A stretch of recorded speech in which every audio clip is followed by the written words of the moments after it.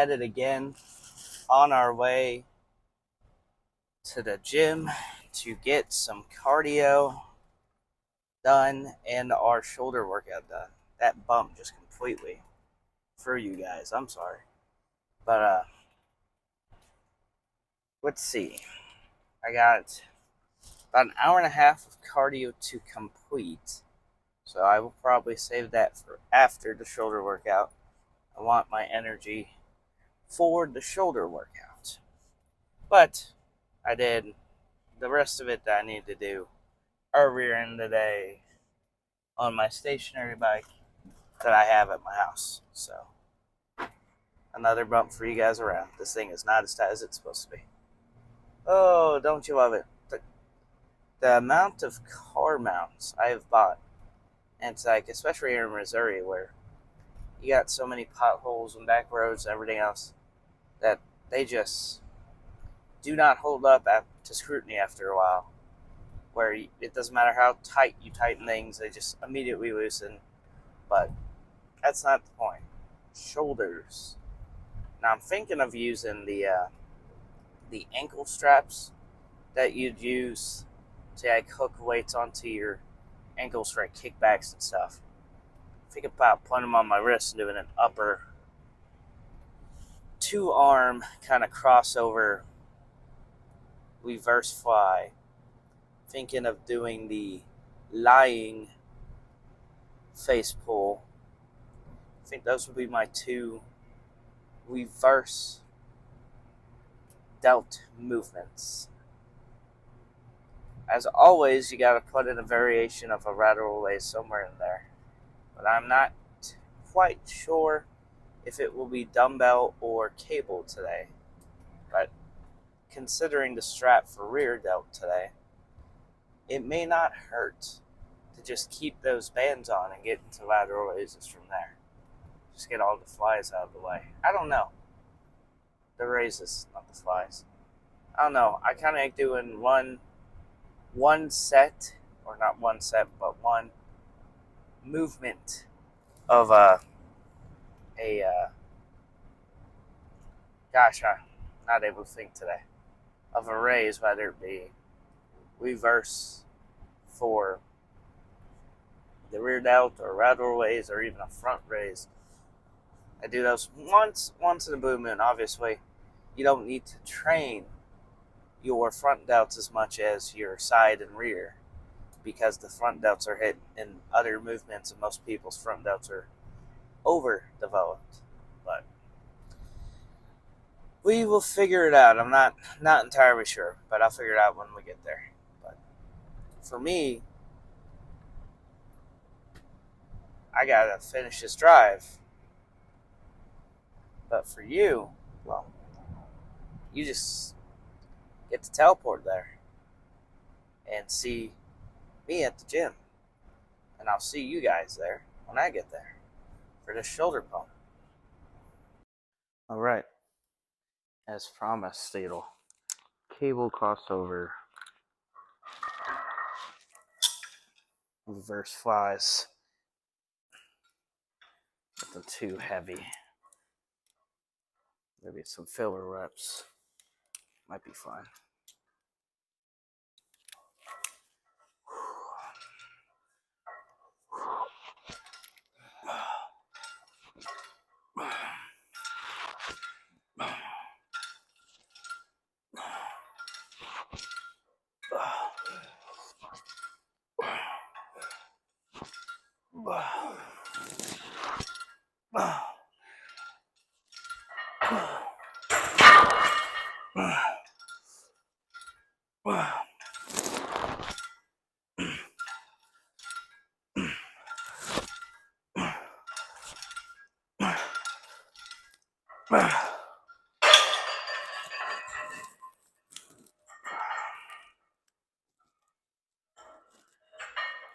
Oh, come on.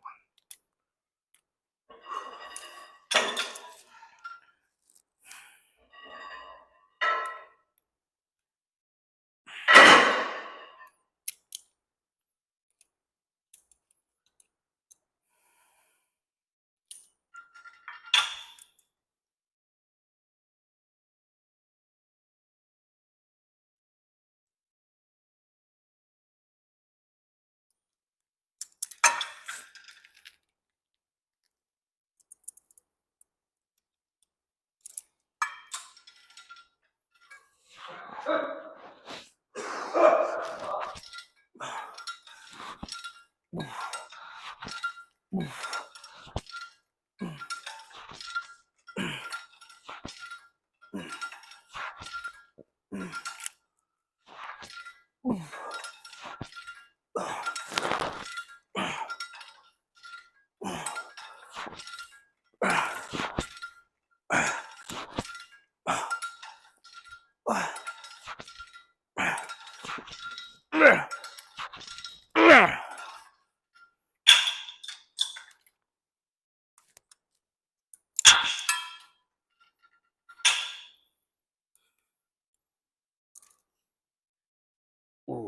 oh yeah.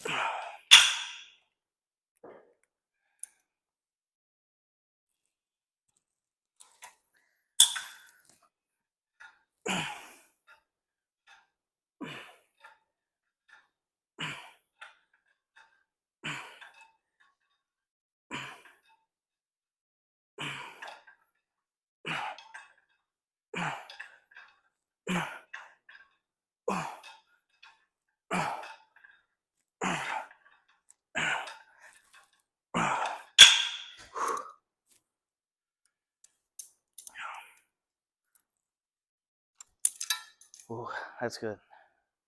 That is good.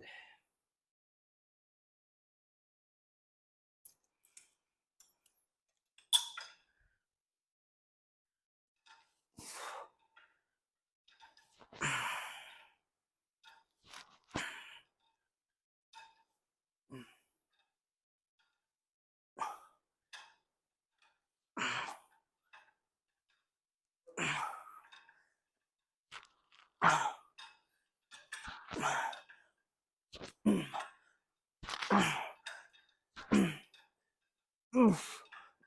Oof. Oh.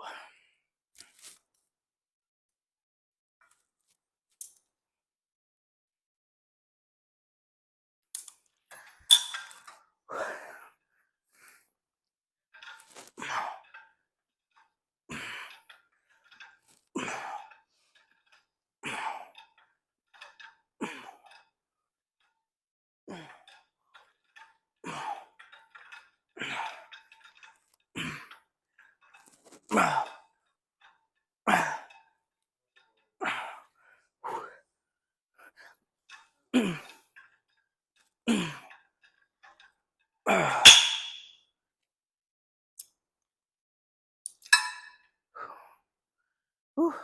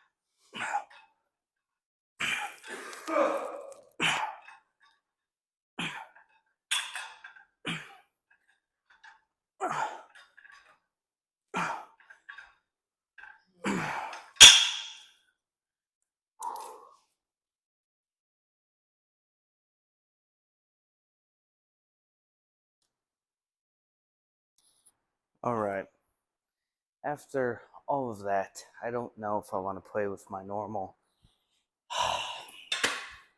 60 or 65 pound shoulder press. So I'm leaning more towards the 50s or the 55 and just calm down, controlled, touch the shoulder, go.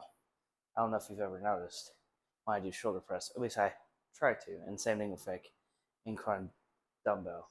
I'll almost let it touch right here where my pec and my shoulder meet. But on shoulder press, I'll let it come down and let the shoulder and the plate meet, typically. I'm going like heavy, or if I'm doing barbell, I typically just go about parallel, like 90, which is about lined up with my nose. So, anyways, get a good shot song going and play with them. Play with these 55s for real, man.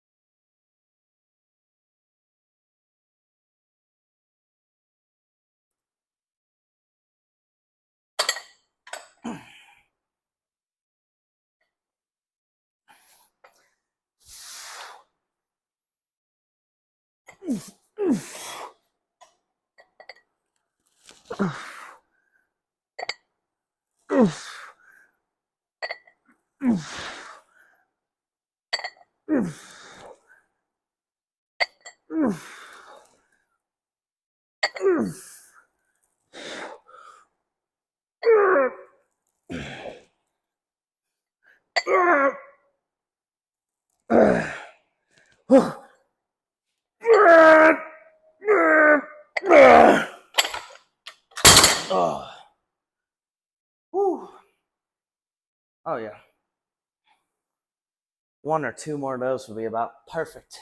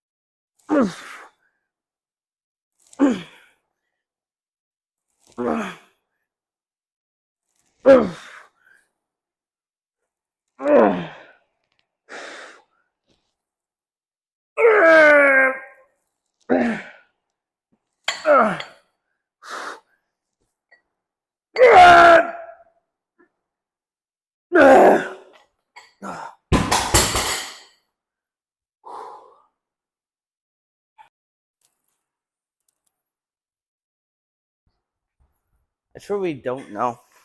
I was staring at this angle on the camera. Why it looks so much worse on camera. Because here's straight up, but I found I'm a lot weaker straight up and a lot more joint pain. Elbow, wrist, all the above. One click behind the first option. This is it's not 90, but it looks so much worse on the camera. It looks like I'm doing incline dumbbell press, but very much to me, like when I'm sitting on it pressing, I still feel pretty upright, just hitting shoulders. But staring at in the camera, it looks like I'm doing like a 45-degree angle. I mean, not that bad, but at least it looks like I always have a 60 or something. But anyways, I think this will be the last set of these. We might get into some lying face pulls, and that might be it. I don't plan on doing forearms today. I think I've gotten enough of that in recent history. I got beefy enough forearms that are pretty well cut up with this the rest of my arm. So I don't want to overtrain them and get them too big too fast. So we will be skipping the forearm portion of this. So just shoulders. Because I don't think I said that in the cart talk.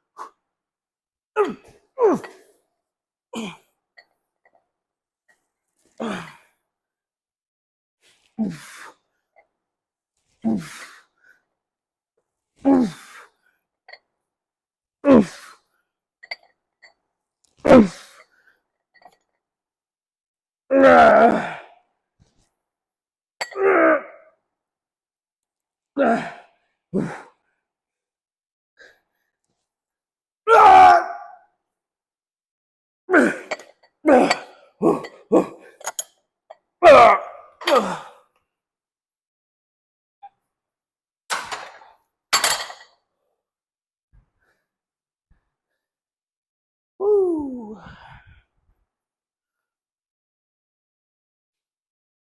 Chances are, if you watch my content, you probably watch Sam Sulik because, as I've said in past videos, his filming style is the blueprint. He figured out how to film gym content in the easiest way possible without a cameraman, without any special equipment or special ability. You know, I don't have a film degree or anything like that. I don't know anything about cinematography or lighting or camera angles. And I would dare to say he probably doesn't either. But if this position, if this setup was familiar, you've probably seen it on his channel. His lying face pull variation. I do these once in a while. It says standing. But these are fantastic. I think that's all I need to say about it. Get a song going. Finish this workout.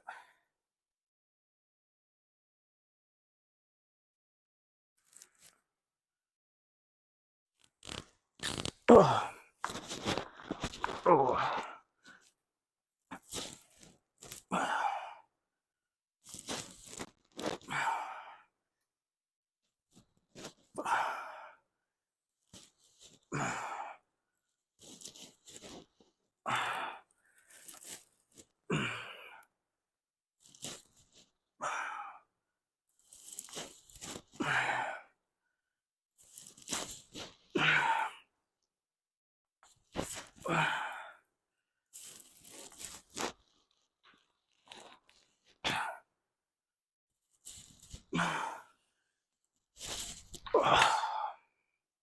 Oh, kind of a little heavier.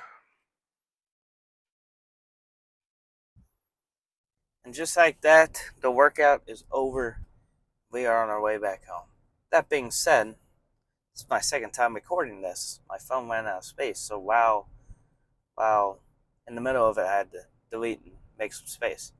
But pretty successful, short but efficient shoulder pump. So tomorrow, I do believe on the horizon for us, for me, is a hamstring focused leg day. But my hams have been pretty cooked since doing the whole hamstring focused leg day between anything, you know. So doing a full leg day, a hamstring day, a quad focused leg day, another hamstring focused leg day, and then another full leg day. So it's like hamstrings again twice, getting hit twice, get a break, once, break, twice, break. I really didn't think that out too well when planning. I just knew I didn't want my hamstrings to start to fall behind. I wanted to hit them more because I felt like when I was just hitting either a quad focus leg day or a full leg day and including them, that really they were only getting hit for one or two movements and everything else was all quad focused. But now I feel like I have entirely overtrained them to the point that my hams are almost always sore, and that's before the TikTok cardio challenge I started. I'm doing more cardio than I ever have done in my life. But I don't think that's it. I do think I've just been overtraining the daylights out of my hamstrings. So, that being said, I think I'm still good to train legs tomorrow. I haven't entirely decided. So, I'm leaning towards either a more chill, way back rest day. It's not really a rest day. I'm still going to do my cardio. And I'll probably record some stuff, talk to you guys, record the cardio, and just talk. Or I'll still hit legs, but it will be a full leg day. More, obviously, more leaning towards quad and hitting calves. But I will at least hit like some hamstring curls, something to hit them a little bit. But other than that, they are going to be let be to rest outside of what little bit they're triggered in day-to-day life, because blocking and what they're triggered during cardio. But I think that will be the plan tomorrow. So plan on either a quad focused, but just still a full leg day, just leaning more quad focused, or cardio. One of those two is in store for you as a video tomorrow. But that being said, I think that's all I really have to say on the matter. Tomorrow's leg day, one way or another. Cardio, quad, or maybe I decide I feel good and still just hit hams. We'll see. But I'll see you guys at the gym tomorrow as always.